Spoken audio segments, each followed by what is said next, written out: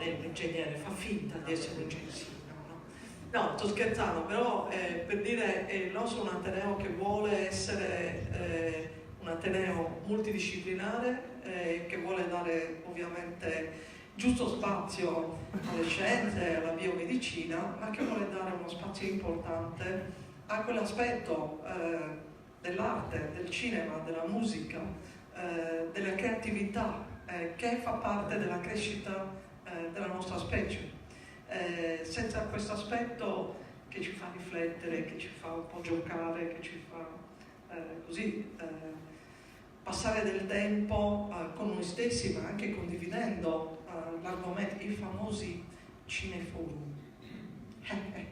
I cineforum, io mi ricordo, ma mi ricordo piacevolmente, erano discussioni, ma spesso erano litigi, come a dire, interpretare il film, interpretare il regista e interpretare quello che succede in una maniera anche molto personale, come è giusto che sia, perché è un aspetto legato a quello che noi siamo, a quello che facciamo, alle nostre conoscenze, al nostro vissuto. Ecco, questo è l'aspetto più gratificante, il fatto che ci sia una bella gioventù sarda che ci crede, che vuole fare questo, vuol dire che siamo assolutamente ben messi e vuol dire che possiamo solo continuare a crescere in maniera costruttiva. Per cui ragazzi, ovviamente io devo ringraziare il docente, devo ringraziare il regista, però devo ringraziare voi che ci credete adesso in una realtà che tra l'altro è un po' faticosa in questo periodo, no? E quando le realtà che ci conoscono sono un po' faticose, tu dici non capisco perché c'è gente che la pensa in una maniera che secondo me è assurda, è illogica.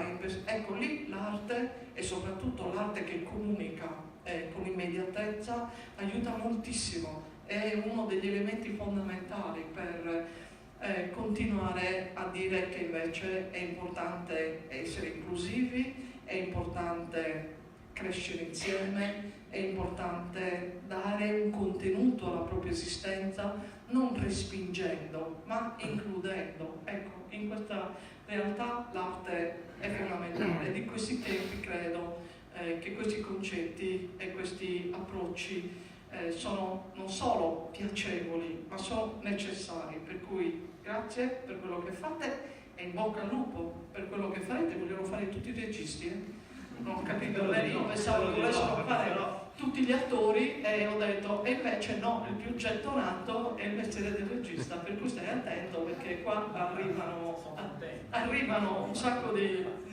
competizione di livello. È vero, però vuol dire che hai fatto piacere un mestiere che non è mica da poco. Poi lui ha detto certo, perché l'attore è plasmato dal regista. Hai capito dove siamo messi? Però complimenti e io vedrò con piacere il film. Grazie a voi.